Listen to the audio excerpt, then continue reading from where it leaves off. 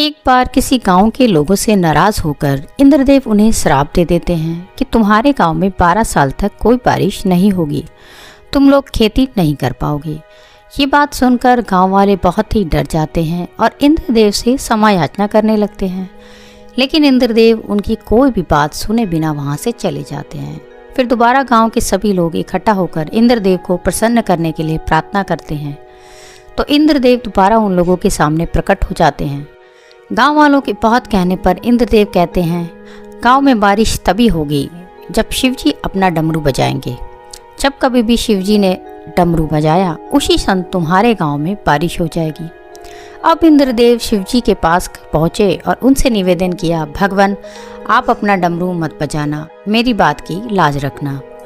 अब गांव वाले शिवजी को मनाने लगे, लेकिन शिवजी ने भी बोल दिया कि अब तो डमरू 12 साल बाद ही बजेगा।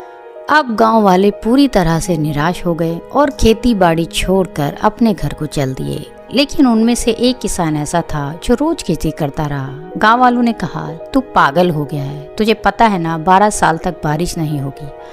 तो किसान कहता है, हाँ पता है, पर मैं खेती इसलिए कर रहा हूँ कहीं मैं खेती करना भूल ना जाऊं। अब इन गांव वालों के बीच की बातचीत ऊपर से पार्वती जी ने सुन ली। वो भोले बाबा के पास गई, उन्हें सब बात बताई। तब शिवजी ने सोचा कहीं मैं भी डमरू बजाना ना भूल जाऊं, एक बार बजा कर देख लेता हूं।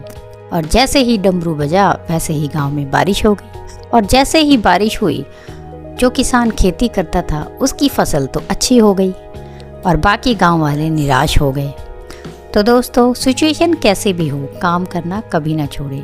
पता नहीं शिवजी का डमरू कब बज जाए। अगर सिचुएशन ऐसी भी है कि आपको किसी भी तरह का फल नहीं मिल रहा है, आप काम करते रहते हैं, लेकिन निराश मत होइए। एक आशा की किरण हमेशा अपने मन में जगाए रखिए। और अगर कहानी अच्छी लगती हो तो चैनल को सब्सक्राइब ज़रूर कीजिए।